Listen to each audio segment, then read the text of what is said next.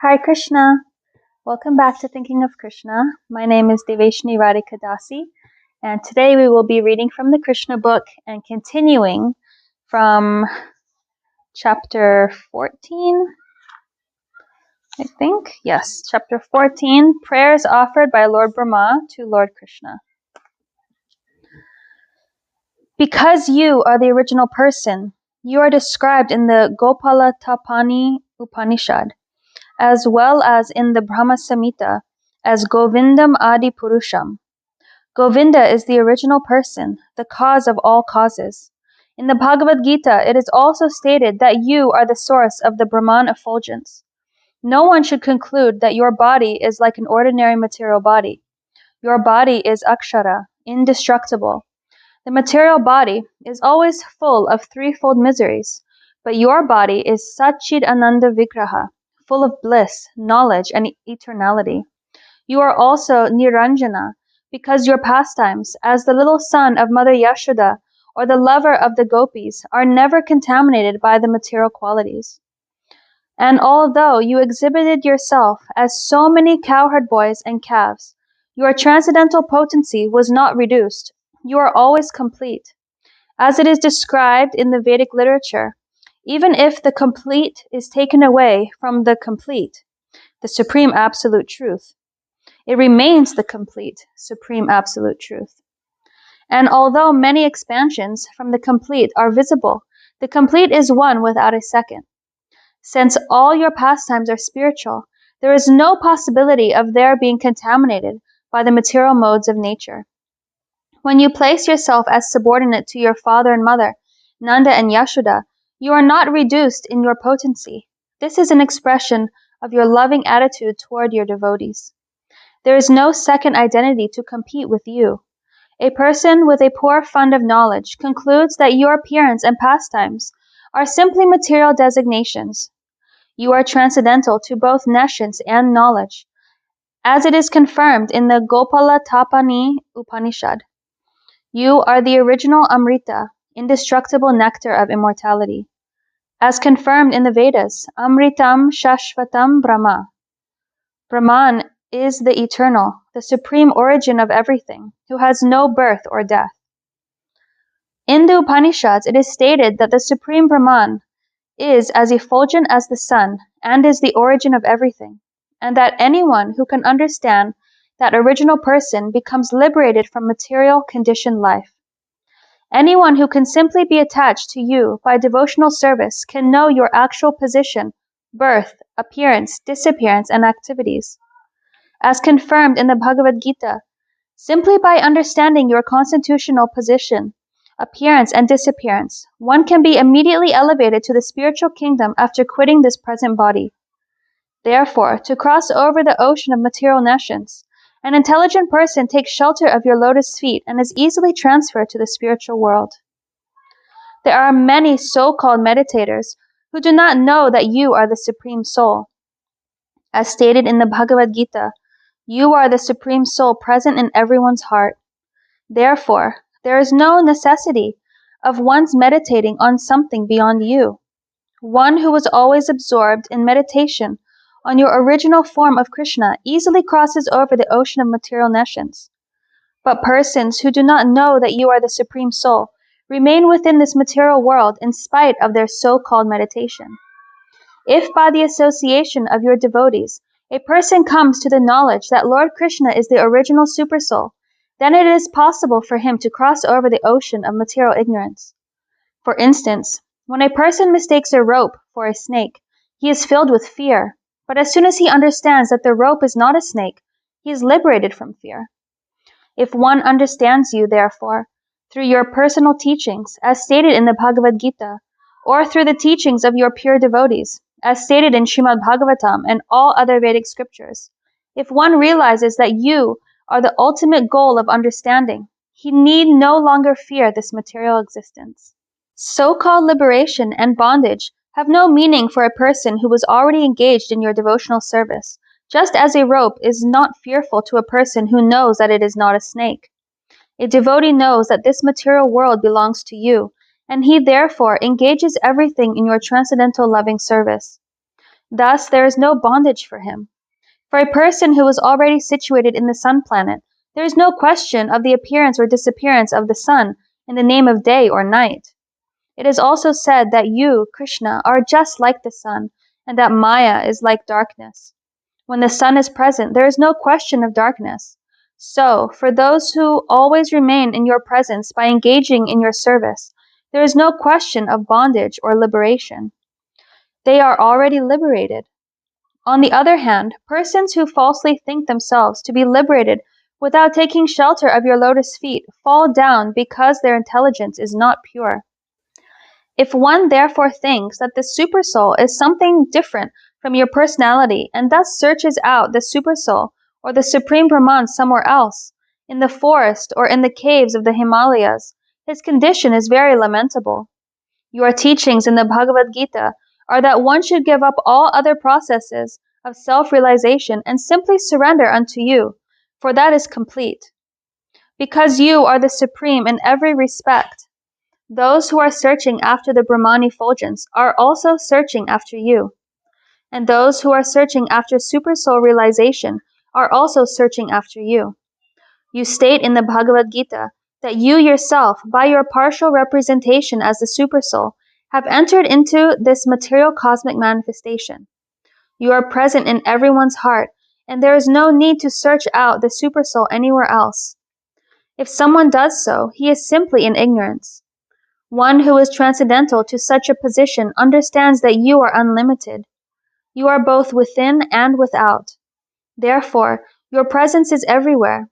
Instead of searching for the supersoul anywhere else, a devotee only concentrates his mind on you within. Actually, one who is liberated from the material concept of life can search for you, others cannot. The example of thinking the rope to be a snake is applicable only to those who are still in ignorance of you. Actually, when one mistakes a rope for a snake, the existence of the snake is only within the mind. The existence of Maya, similarly, is only within the mind. Maya is nothing but ignorance of your personality. When one forgets your personality, that is the conditioned state of Maya. Therefore, one who is fixed upon you both internally and externally is not illusioned. One who has attained a little result of devotional service can understand your glories. Even one striving for Brahman realization or Paramatma realization cannot understand these features of your personality unless you bestow on him the result of at least a slight bit of devotional service. One may be the spiritual master of many impersonalists, or he may go to the forest or to a mountain cave and meditate as a hermit for many, many years, but he cannot understand your glories without being favored by a slight degree of devotional service. Brahman realization or Paramatma realization are also not possible even after one searches for many, many years unless one is touched by the wonderful effect of devotional service. Therefore, my dear Lord, I pray that I may be so fortunate that in this life or in another life, wherever I may take my birth, I may be counted as one of your devotees. Wherever I may be, I pray that I may be engaged in your devotional service. I do not even care what form of life I get in the future, because I can see that even in the form of cows and calves, or cowherd boys, the devotees are so fortunate to be always engaged in your transcendental loving service and association. Therefore, I wish to be one of them instead of such an exalted person as I am now, for I am full of ignorance. The gopis and cows of Vrindavan are so fortunate that they have been able to supply their breast milk to you. Persons who are engaged in performing great sacrifices and offering many valuable goats in sacrifice cannot attain the perfection of understanding you. But simply by devotional service, these innocent village women and cows are all able to satisfy you with their milk. You have drunk their milk to satisfaction, yet you are never satisfied as much by those engaged in performing sacrifices. I am simply surprised, therefore, with the fortunate position of Maharaj Nanda, Mother Yashoda, and the cowherd men and gopis, because you, the Supreme Personality of Godhead, the Absolute Truth, are existing here as their most intimate lovable object. My dear Lord, no one can actually appreciate the good fortune of these residents of Vrindavan. We are all demigods, controlling deities of the various senses of the living entities, and we are proud of enjoying such privileges. But actually, there is no comparison between our position and the position of these fortunate residents of Vrindavan, because they are actually relishing your presence and enjoying your association by dint of their sensory activities. We may be proud of being controllers of the senses, but here the residents of Vrindavan are so transcendental that they are not under our control. Actually, they are enjoying their senses through service to you. I shall therefore consider myself fortunate to be given a chance to take birth in this land of Vrindavan in any of my future lives. My dear Lord, I am therefore not interested in either material opulences or liberation. I am most humbly praying at your lotus feet for you to please give me any sort of birth within this Vrindavan forest, so that I may be able to be favored by the dust of the feet of some of the devotees of Vrindavan. If I am given the chance to grow as a humble blade of grass in this land, that would be a glorious birth for me. But if I am not so fortunate to take birth within the forest of Vrindavan, I beg to be allowed to take birth outside the immediate area of Vrindavan, so that when the devotees go out, they will walk over me. Even that would be a great fortune for me. I am just aspiring for a birth in which I will be smeared by the dust of the devotees' feet, because I can see that everyone here is simply full of Krishna consciousness.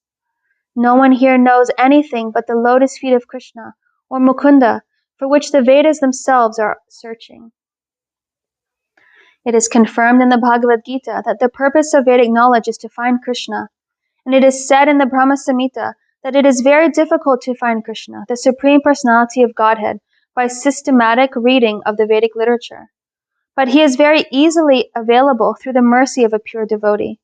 The pure devotees of Vrindavan are fortunate because they can see Mukunda, Lord Krishna, all the time. This word Mukunda can be understood in two ways. Muk means liberation. Lord Krishna can give liberation and therefore transcendental bliss. The word also refers to his smiling face, which is just like the Kunda flower. Mukha means face. The Kunda flower is very beautiful and it appears to be smiling. Thus the comparison is made.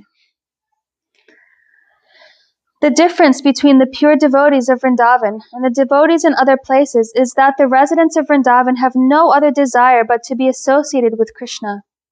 Krishna, being very kind to his devotees, fulfills their desire. Because they always want Krishna's association, the Lord is always prepared to give it to them. The devotees of Vrindavan are also spontaneous lovers. They are not required to strictly follow regulative principles because they are already naturally developed in transcendental love for Krishna. Regulative principles are required for persons who have not achieved such a position of spontaneous love.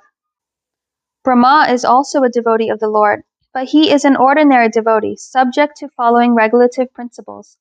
He prays to Krishna to give him the chance to take birth in Vrindavan, so that he might be elevated to the platform of spontaneous love.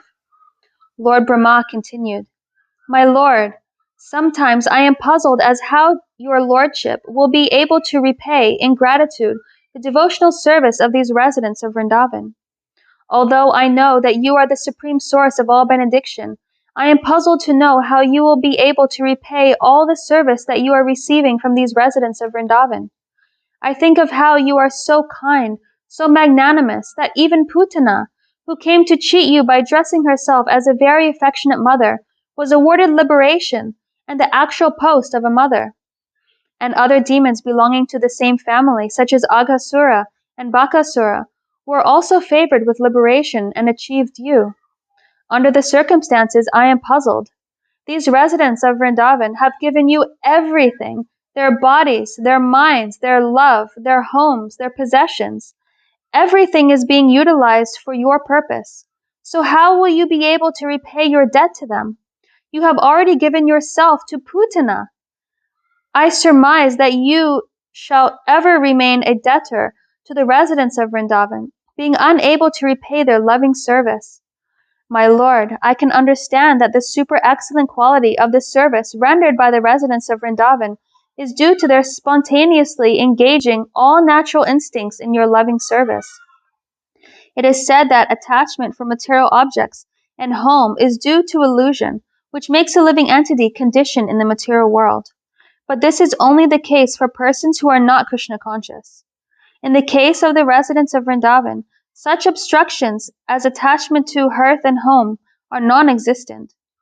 Because their attachment has been directed unto you, and their homes have been converted into temples by your constant presence there, and because they have forgotten everything for your sake, there is no impediment. For a Krishna-conscious person, there is no such thing as impediments due to attachment for hearth and home, nor is there illusion.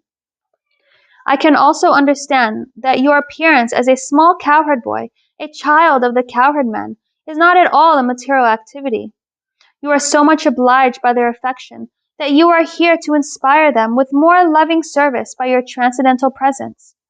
In Vrindavan, there is no distinction between material and spiritual because everything is dedicated to your loving service. My dear Lord, your Vrindavan pastimes are simply to inspire your devotees. If someone takes your Vrindavan pastimes to be material, he will be misled. My dear Lord Krishna, those who deride you, claiming that you have a material body like an ordinary man, are described in the Bhagavad Gita as demoniac and less intelligent. You are always transcendental. The non-devotees are cheated because they consider you to be a material creation. Although you have assumed this body, which exactly resembles that of an ordinary cowherd boy, simply to increase the devotion and transcendental bliss of your devotees.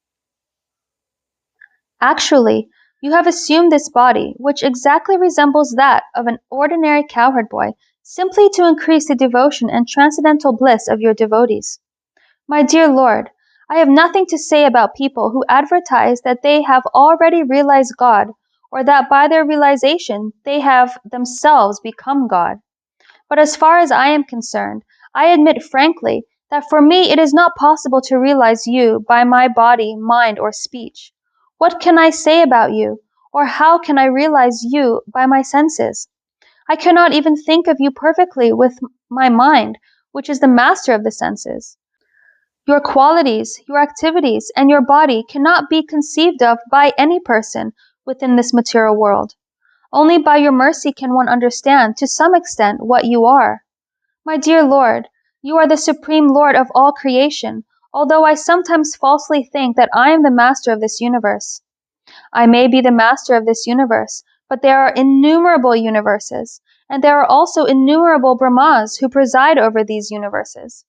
But actually, you are the master of them all. As a supersoul in everyone's heart, you know everything. Please, therefore, accept me as your surrendered servant. I hope that you will excuse me for committing the great offense of disturbing you in your pastimes with your friends and calves. Now, if you will kindly allow me, I will immediately leave so you can enjoy your friends and calves without my presence. My dear Lord Krishna, your very name suggests that you are all attractive. The attraction of the sun and the moon are all due to you. By the attraction of the sun, you are beautifying the very existence of the Yadu dynasty. With the attraction of the moon, you are enhancing the potency of the land, the demigods, the brahmanas, the cows, and the oceans. Because of your supreme attraction, demons like Kamsa and others are annihilated. Therefore, it is my deliberate conclusion that you are the only worshipable deity within the creation. Accept my humble obeisances until the annihilation of this material world. As long as there is sunshine within this material world, kindly accept my humble obeisances. In this way, Brahma, the master of this universe, after offering humble and respectful obeisances unto the Supreme Personality of Godhead and circumambulating him 3 times, was ready to return to his abode known as Brahmaloka. By his gesture, the Supreme Personality of Godhead gave him permission to return. As soon as Brahma left, Lord Sri Krishna immediately returned to the bank of the Yamuna and rejoined his calves and cowherd boyfriends, who were situated just as they had been on the very day that they had vanished. Krishna had left his friends on the bank of the Yamuna while they were engaged in lunch, and although he returned exactly 1 year later, the cowherd boys thought that he had returned within a second. That is the way Krishna's different energies act. It is stated in the Bhagavad Gita that Krishna himself is residing in everyone's heart, and he causes both remembrance and forgetfulness. All living entities are controlled by the supreme energy of the Lord, and sometimes they remember and sometimes they forget their constitutional position. His friends, being controlled in such a way, could not understand that for one whole year they were absent from the Yamuna's bank and were under the spell of Brahma's illusion. When Krishna appeared before the boys, they thought, "Krishna has returned within a minute."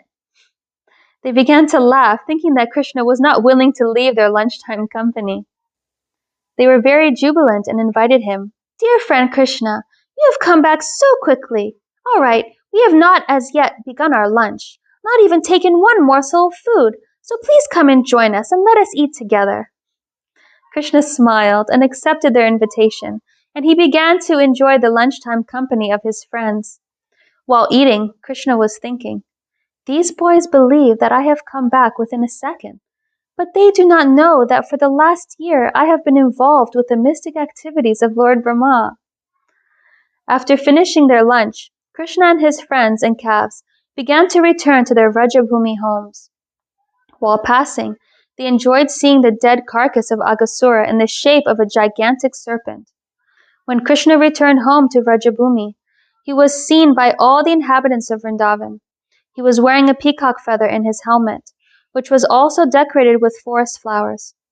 Krishna was also garlanded with flowers and painted with different colored minerals collected from the caves of Govardhan Hill.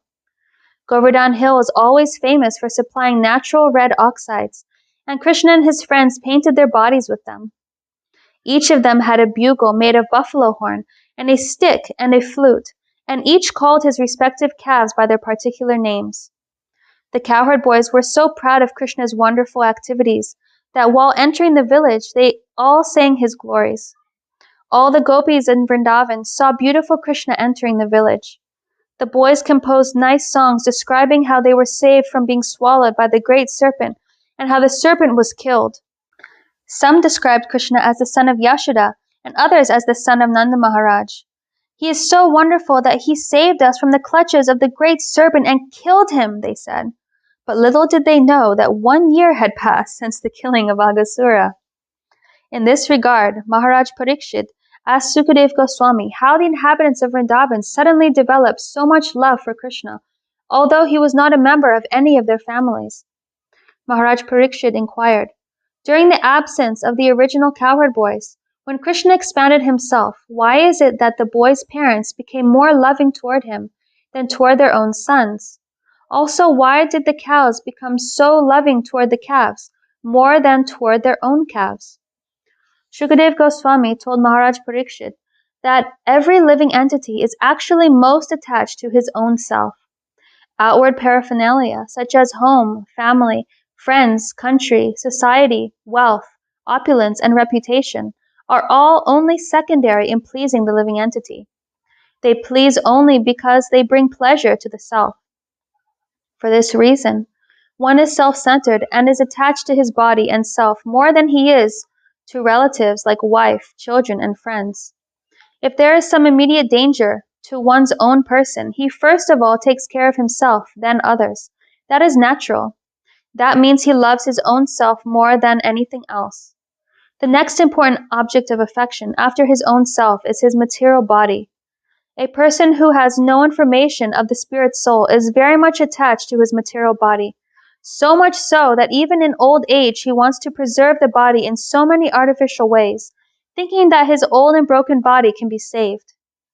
Everyone is working hard day and night just to give pleasure to his own self, under either the bodily or spiritual concept of life. We are attached to material possessions because they give pleasure to the senses or to the body. The attachment to the body is there only because the I, the spirit soul, is within the body. Similarly, when one is further advanced, he knows that the spirit soul is pleasing because it is part and parcel of Krishna. Ultimately, it is Krishna who is pleasing and all attractive. He is the supersoul of everything, and in order to give us this information, Krishna descends and tells us that the all-attractive center is He Himself. Without being an expansion of Krishna, nothing can be attractive. Whatever is attractive within the cosmic manifestation is due to Krishna. Krishna is therefore the reservoir of all pleasure. The active principle of everything is Krishna, and highly elevated transcendentalists see everything in connection with him. In the Chaitanya Charitamrita, it is stated that a Mahabhagavata, or highly advanced devotee, sees Krishna as the active principle in all moving and non-moving living entities. Therefore, he sees everything within this cosmic manifestation in relation to Krishna. For the fortunate person who has taken shelter of Krishna as everything, liberation is already there. He is no longer in the material world. This is confirmed in the Bhagavad Gita. Whoever is engaged in the devotional service of Krishna is already on the Brahma Bhuta or spiritual platform. The very name Krishna suggests piety and liberation. Anyone who takes shelter of the lotus feet of Krishna enters the boat for crossing over the ocean of nescience. For him, this vast expanse of the material manifestation becomes as insignificant as the water in a calf's hoofprint. Krishna is the shelter of all great souls, and he is also the shelter of the material worlds. For one who is on the platform of Krishna consciousness, Vaikuntha or the spiritual world is not far away. He does not live within the material world, where there is danger at every step. In this way, Krishna consciousness was fully explained to Maharaj Parikshit by Shukadev Goswami, as he recited to the king the statements and prayers of Lord Brahma. These descriptions of Lord Krishna's pastimes with his cowherd boys, his eating with them on the bank of the Yamuna, and Lord Brahma's prayers unto him are all transcendental subject matters. Anyone who hears, recites, or chants them surely gets all his spiritual desires fulfilled. Thus, Krishna's childhood pastimes, his sporting with Balaram and the cowherd boys in Vrindavan were described.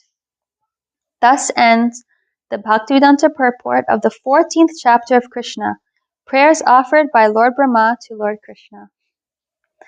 So we were finally able to finish that very long chapter.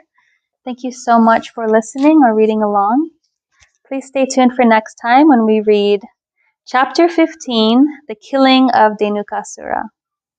Thank you. Hare Krishna.